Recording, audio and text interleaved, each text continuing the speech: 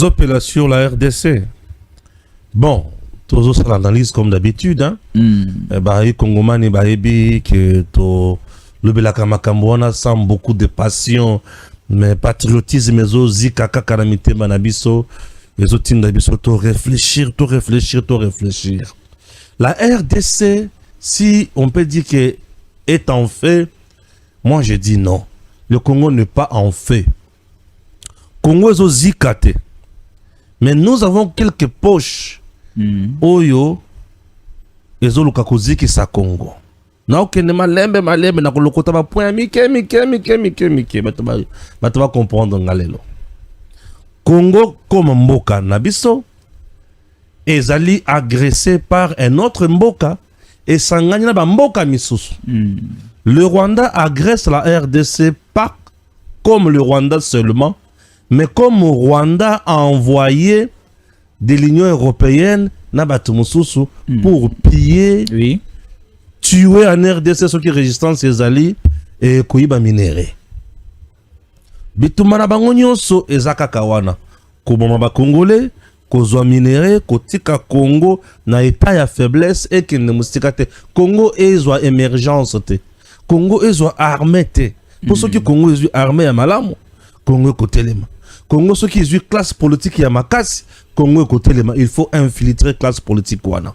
Congo ceux qui ont dirigeant ya makasi, Congo côté les il faut empêcher initiative venir sur malam. Neti mikolo yo initiative ya malam oyo ba congolais bazana posa salema eza ya ko changer constitution pour tout en place ba garde-fou, ba barrière, na d'infiltrer ba de sous comment comme ba président na mboko yo te.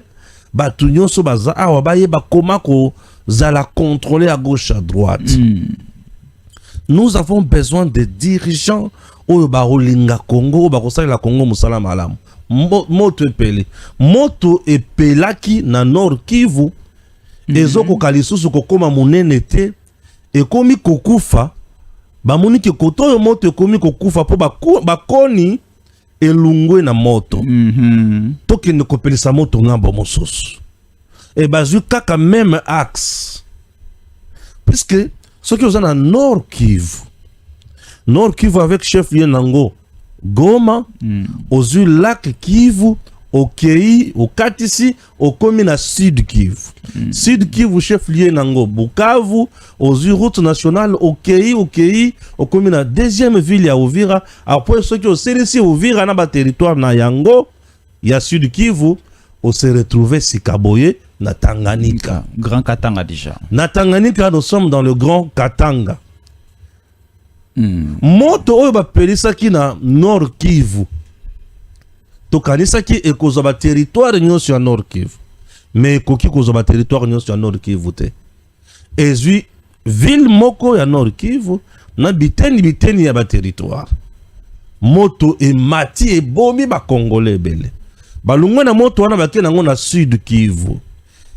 E koti mingi te. Ba préféré ba kenya ngo na Uvira et Zongi et Bomani. Au moment où je te parle, dans salle entre parenthèses, la plupart des Banyamulenge oyo ba Rwanda bazwaka na Uvira, bayana bango na Kamanyola mikolo nyonso bazolela nzala. Bazo kufa nzala. Bazolela bango bozongisa biso na mawa. Kuna tozalaki na biso malamu. Bande kuna biso bazoboma bango te botika tokende bakangi batu en otage. Je n'ai pas vu le Banyamulenge organiser une manifestation pour réclamer ne fût-ce que libération ya batu oyo baza prise en otage par Paul Kagame. Bazo réclamer te. Mais bande kuna bango bazo kufa na Kamanyola. Kamanyola notre cité d'ailleurs. Notre cité. Même pas au Rwanda. Mais boche bango na cité ya Congo mais bazo kufa nzala. Tala mutema mabe Kagame zana yango.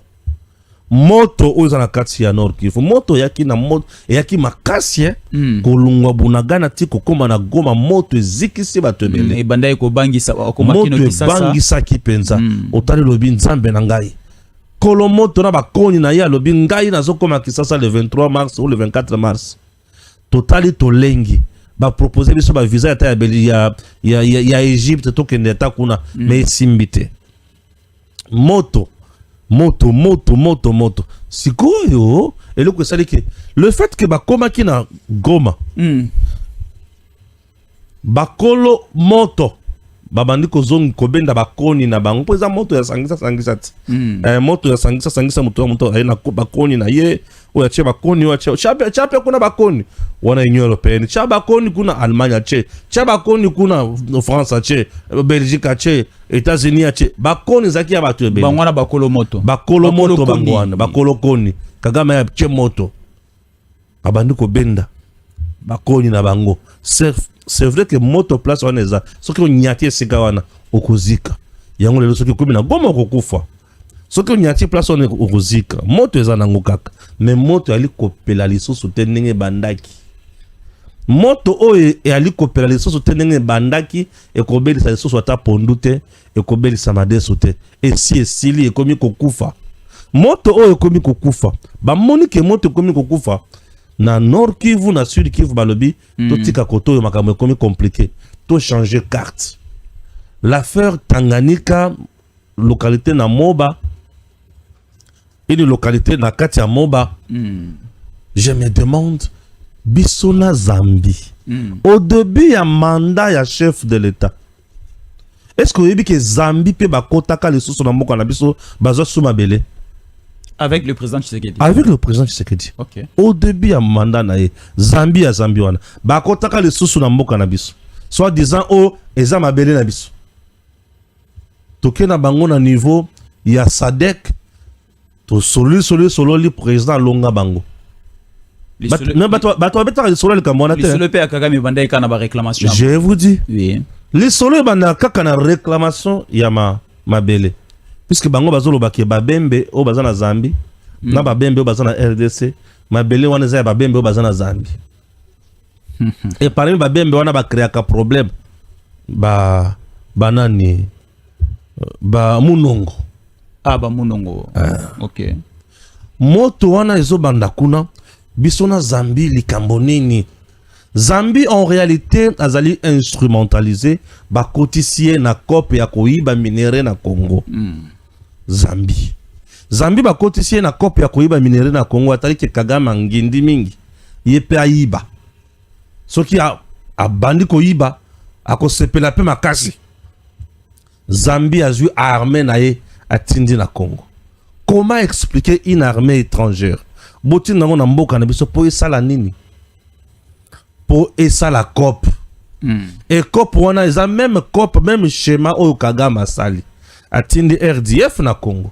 Mais maintenant libabe ya Zambie eza yake Kagame asi azui ba sanction ya makasi. Comment va-t-il s'en sortir? Zambie ko s'en sortir nini? Toluki toyeba banani baza sima ya likambo oyo. Batu fo bayeba batu ndeko na ngai bocha maele la makambo oyo banani baza sima ya likambo oyo.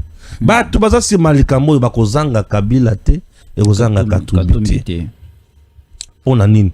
Katumbi akangaka minere ya Congo. Po musée azalaka na nyongo na ye. Katumbi abanda ko fournir na musée Laurent Désiré Kabila pendant la rébellion Mandoki. Bafutaka mbongo na ye nyonso te. Musée a commis président, a commis ko gérer Congo.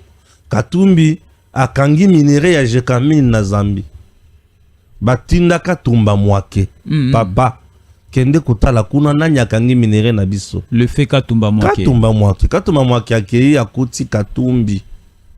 Akuti d'abord président Zambie à lobby tokangi minéré puisque bozana nyongo il y a un compatriote zambien. Balobi zambien. Oui. Aza wapi. Ba bengisi ba vandika ba moni portail fungwami Katumbi akoti. Katumba makalibi te. O aza congolais. Aza zambien te. Alibi te. Papa yo za zambien to za congolais Katumbi alibi ngana za zambien. Yango kangi minere ya winga na Zambia. Musée silika makasi. Yango musée banda ko supporter Katumbi akota na Congo te. Doti musée zalaki ya Katumbi etikala ko na Congo te. Musée banda ko senga Katumbi akota na Congo te. Katumbi banda kota na Congo te. Katumbi akota na Congo na tango ya Joseph Kabila, coopérant lokola ya réconciliation katangese. Coopérant. babandi ba cop na bango nde bakoti nde Katumbi kokota kota wana. Katumbi na Zambie azali mokonzi ya ekonomi na bango. Masango ebele oyo Katumbi asalaka na Zambie eleki na masango azala nango na Congo. Ba activité ya minene na Zambie pona Katumbi. Katumbi c'est un monument na Zambie. Katumbi azokenya na Zambie nde kuna azana ba tombo ya ba cimetière ya bande kuna ye na mama na ye. Na Congo umona cimetière ya ndeko Katumbi. Il a aussi un fils député kuna. Hein? Oh oui bien sûr. Katumbi dirige toute une province là-bas dans la Zambie. Donc c'est un monsieur. Attends, on a passeport zambien. Mikolonyo so zana passeport zambien. Azana le kamuso soneni. Katumbi. Katumbi avec la Zambie baza mutumoko. Yango ngai nazo soupçonner ye que yo nde mutoza sima ya entrée ya armée wana. Et le quoi le boss le quoi mi ba le Kabila na Kagame bayebi déjà que basi baza déjà essoufflé. Tout ça l'andénine.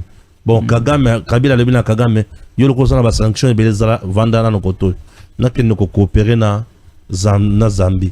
Zambie peut me faciliter la tâche. Raison pour laquelle besoin na Zambie a faciliter tâche one. Zambie doit nous dire que nous allons nyongo na ye nini. Ya nini. Pour à côté ça biso ba soldat. Et to bandi ko beta na masasi pe ba kufi biso to kufi. Problème eza nini. Écoutez maintenant, Eloko Bango Badali ko réagir par rapport à l'entrée à bas soldats. On a bako ebsabiso ceci.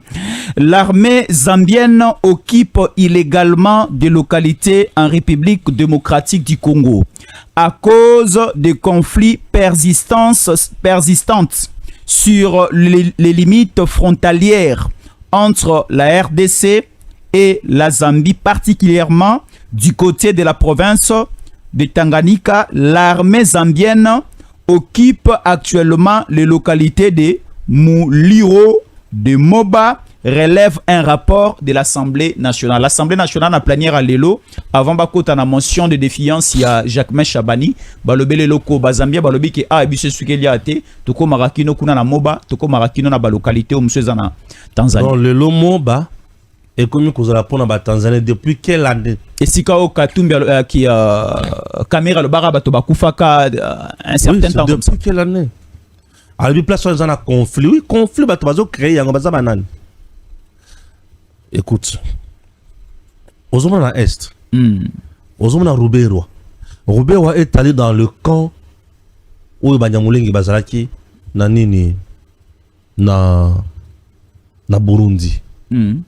Akuti bango ba osolo bandi ko solola atuni bango siko bo sala nini ngana za déjà vice-président il faut na préparer comment bozonga na Congo na 1+4 na 1+4 ba ebisiete biso tozo bonga matoke les États-Unis ko vendre na biso alors betango bozo ke les États-Unis banani ba kokoma ba combattant puisque nous allons créer une crise.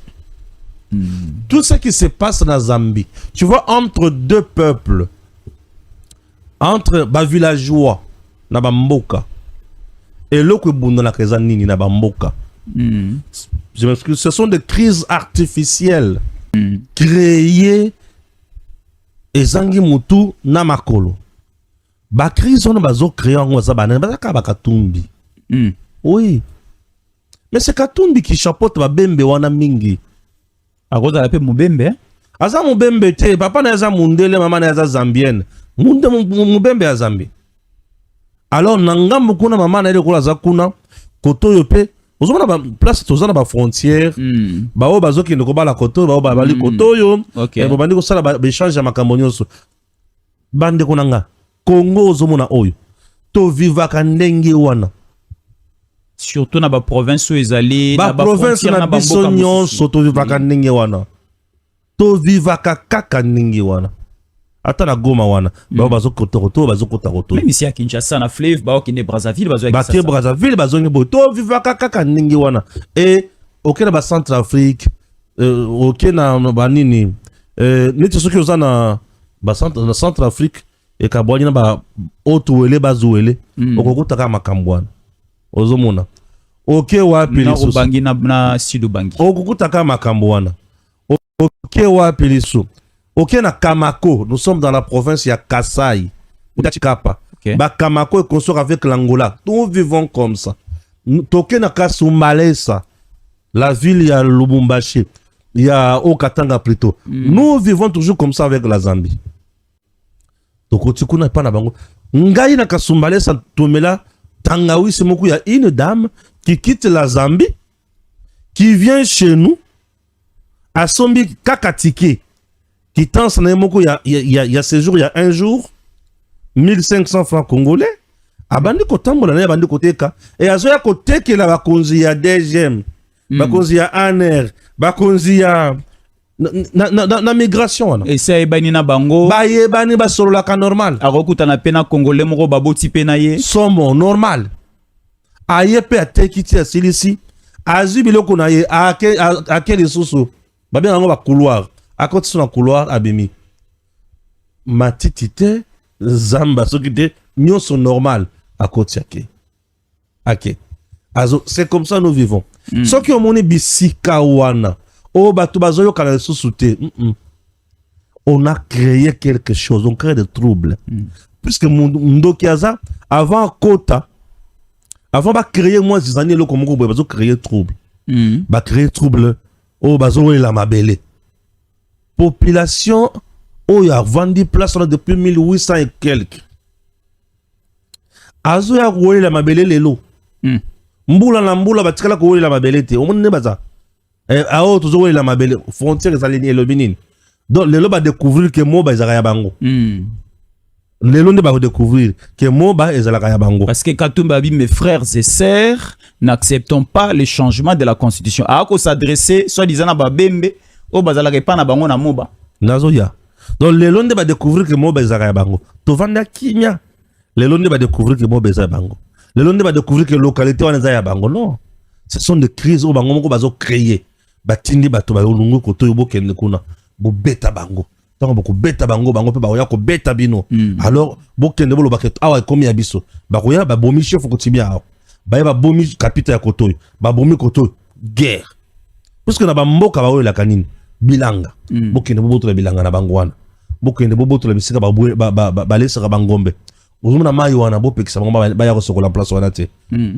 ozumuna bien bopekisa bango ba ya ko sokola la mai wana te nini lisusu bozomona soki batindi ba jeune fille na bango na zamba bokotela bango bo violer bango bobebisa bilanga na bango ozomona soki batindi ata mibali bobeta pe bobumaye tout ça c'est un groupe de gens bien préparés baye ba beti ba bomi sima ko boma bongo ba keibino bokosala dini réaction il y aura une réaction on crée une confusion dans la société pour qu'il y ait une réaction. Et c'est cette réaction qui va pousser ce qu'on va te belé.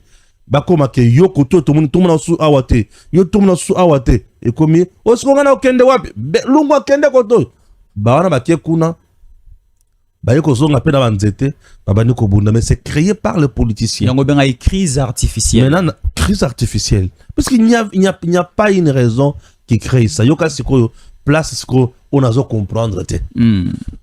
Population ba bondi conflit sur des terres ezali bino beaucoup na malamo ko armée na bino c'est ça ça pas de sens même pas ministère affaires étrangères il y a intérieur à kuna na ministère il y a Zambie ba kutani ba ye ba bani ko sola on fait comment non biso ndenge za boye toko sala boye toko suka boye toko kende boye c'est ça mais bino malamo ko vous envoyez votre armée.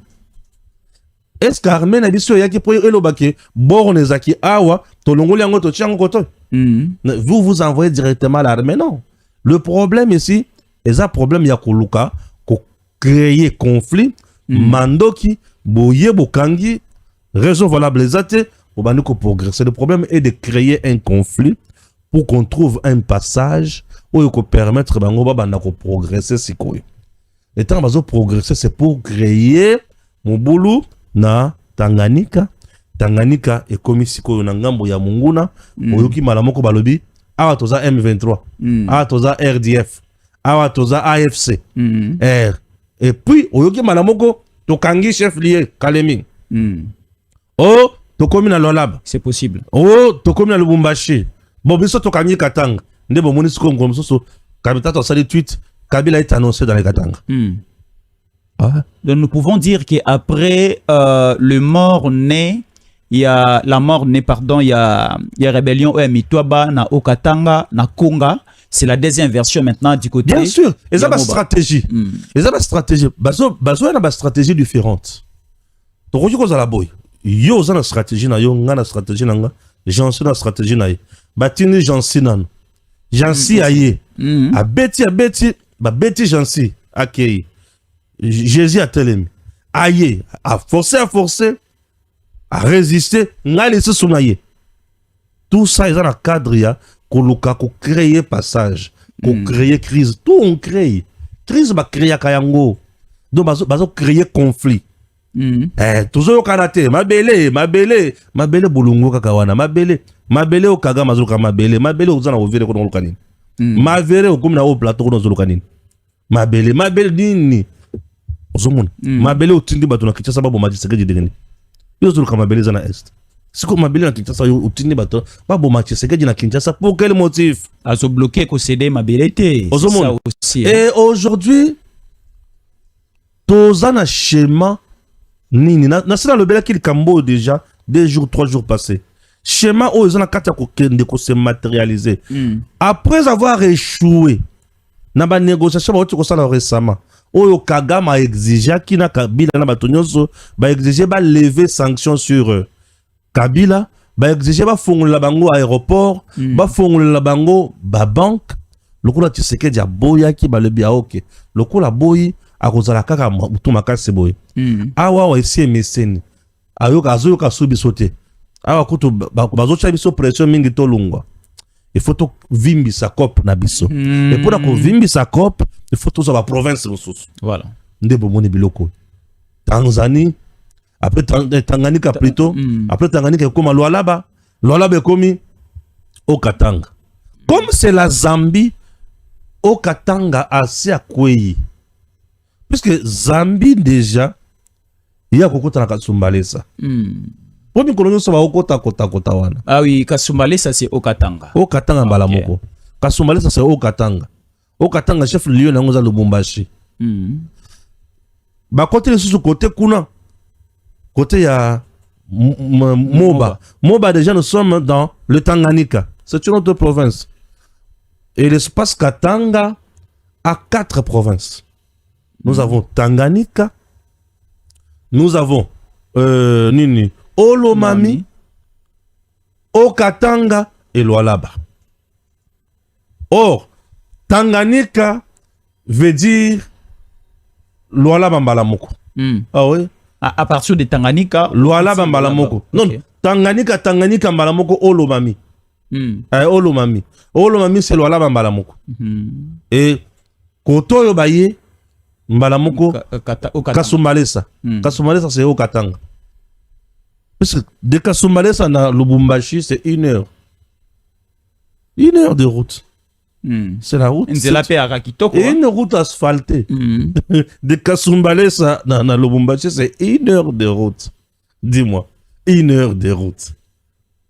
Et Nanzela ya Kasumbalesa pona kokoma na Lubumbashi, nous avons 2 choses. Nous avons la ferme espoir appartenant à Kabila et nous avons Kashamata. Na la grande route là. Na route na katikati wana. Na katikati. Avoto koma Lubumbashi. Kashamata. Eza na kati wana na nzela ezobe mayango tina Zambie. Nyoso ya Kabila. Nyoso ya Kabila. Et personne ne contrôle là-bas. C'est lui Kabila qui connaît ces choses.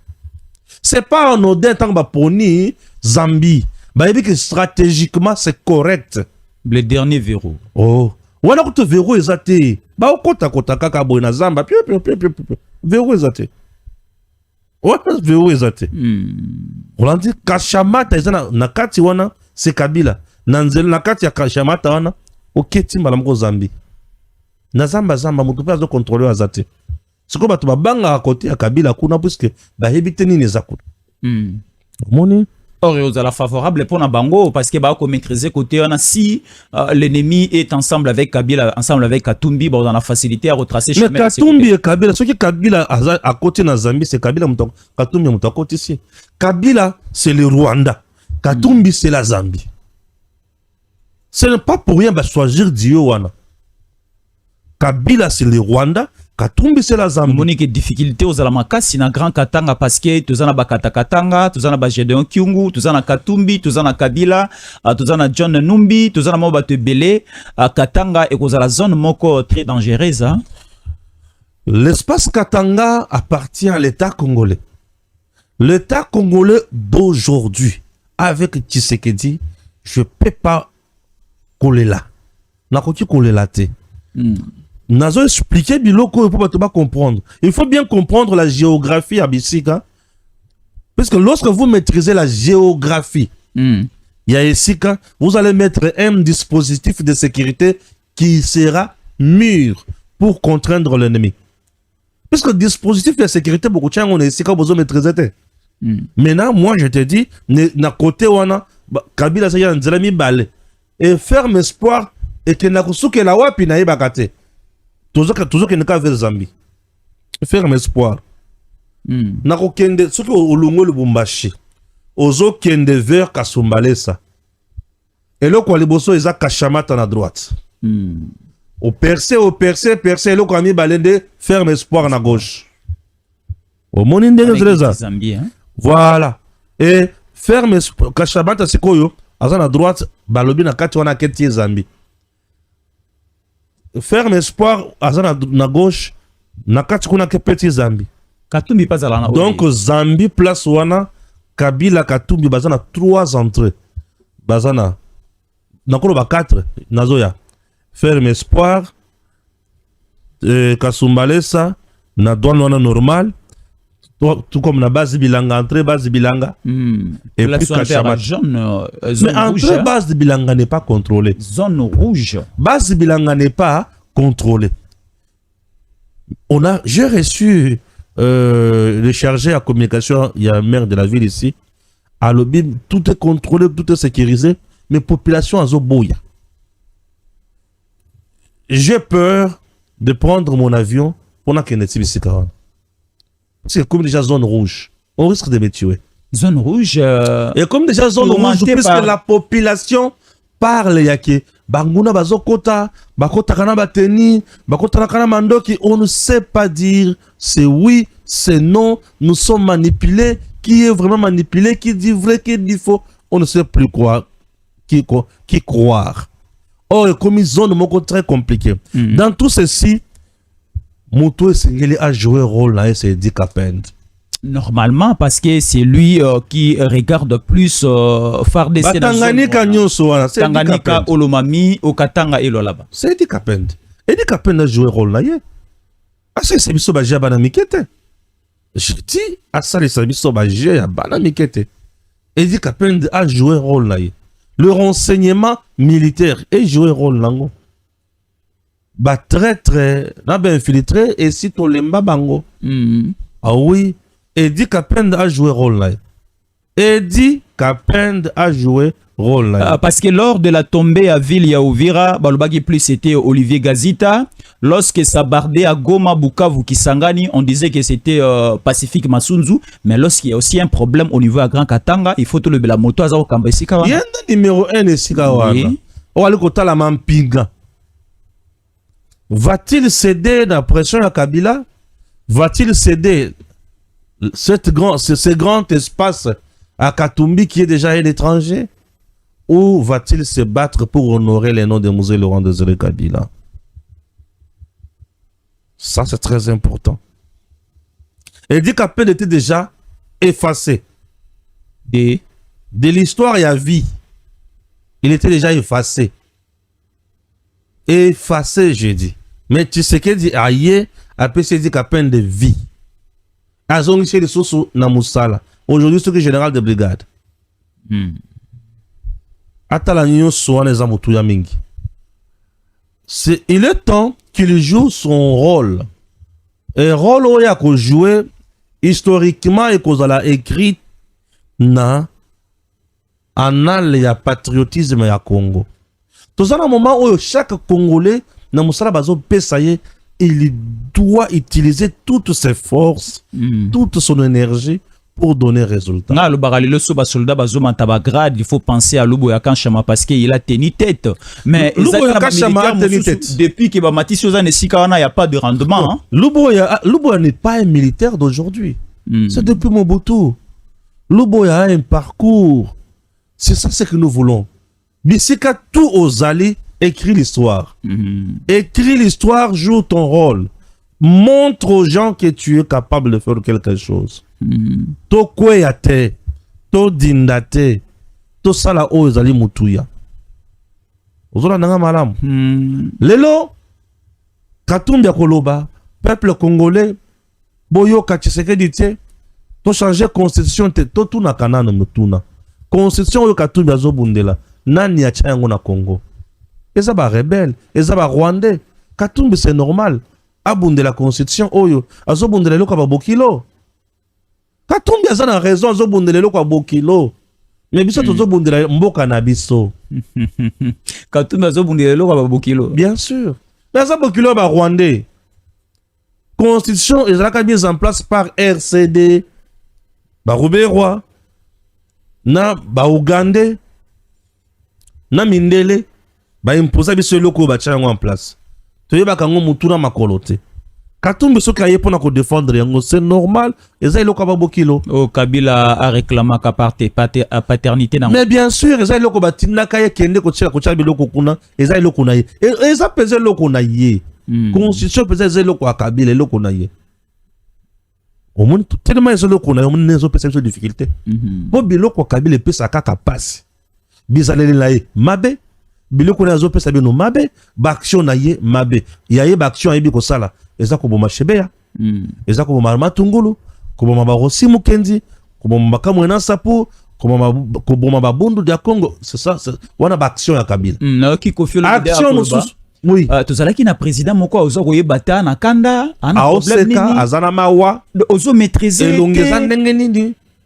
Soka zotala yo bon azana kanda, azo découvrir eloko. Alinga pesa ye kanda, azolinga betanga masasi, on ne comprend rien. Tout ça mupaya.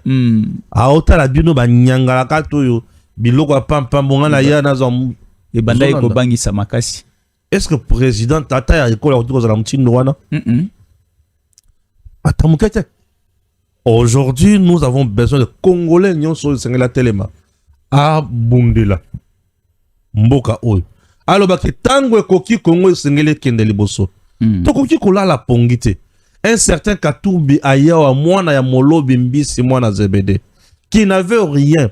Tout ce que Katumbi a su faire dans ce pays, et ça, ko boto la batu biloko, ko kende plus loin ko boto la kabasa de pousse café, biloko na ye, minéré na ye, Katumbi a komi motombongo.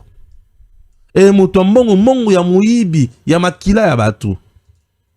Lelo azum même mbongo wana pour créer bazizania na moba pour abomisa ba congolais pour akabola Congo to betele maboko atabino moko Kabila aye awa tozoye bate forme na eza nini otali boyo mutuni nzambe na bomo azakaka motuto azalika kwa mbukolo akomi lelo mutu amalonga yende ifo abomaka biso yende mutu akomi komona ke yende aza mokonzi donc bokonzi eza ya ye ifo azonga diriger biso atabino moko.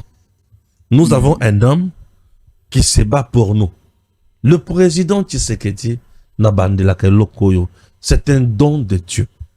Ce qui te salama c'est qui tout salama c'est qui na biloko kolia, tout salama c'est qui na bilamba na biso, tout salama c'est qui na ba téléphone, mais tout ça kana Tshisekedi. Tshisekedi, j'ai suivi Alain Bolodjoa en train de kolobanangai na ndenge na zongisa ki na nzela. Beaucoup mieux se service à l'État comme service à Batata, la bino et consort. Bon, ça relève tout simplement de l'ignorance. Il me traite à moto, service à la Sakamakamo pour annoncer pour préparer les gens. Oui, exact, vous allez bololé na makanisia politique. Tango yazo géré pour na Kabila Rwandais.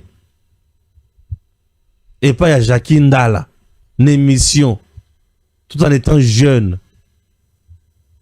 C'était comment? Donc Yende Zaki à l'aise abanda ko gérer au nom ya Kabila qui était rwandais, qui n'a même pas son cerveau. Pour Alain Bolodjoa, c'est un garçon intelligent. Intelligent. Zolanda, c'est un garçon intelligent. Kabila n'a pas le cerveau d'Alain Bolodjoa. Mais Alain Bolodjoa veut se faire passer pour un moine à Moukala ya Kabila. Pour défendre Kabila. Pour na Pondo na Musuniangombe Olive Abanda Kopé Sabagona Kingakati. Mais on ne peut pas, tu ne peux pas vendre ta personnalité. Pour na paya banguna ya Congo. Soyons sérieux aujourd'hui. Qu'est-ce que Tshisekedi a fait de mal au Congolais, Lelo? Tshisekedi.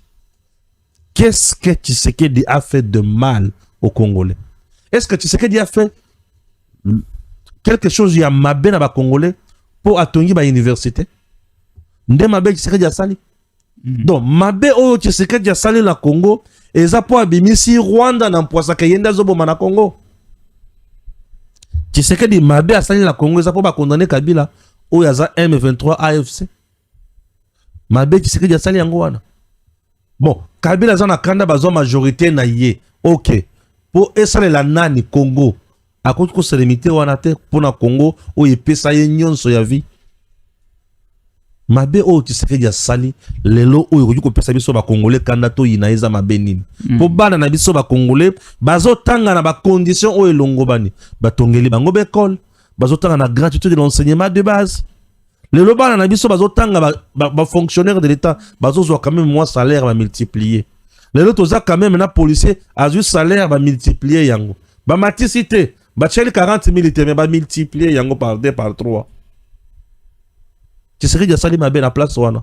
Tangwa balongoli batu nyonso mabe na ba fichier de paye. Ba tche ba vrai travailleur ba zo salaire. Mabe Tshisekedi zo sala ka yango wana.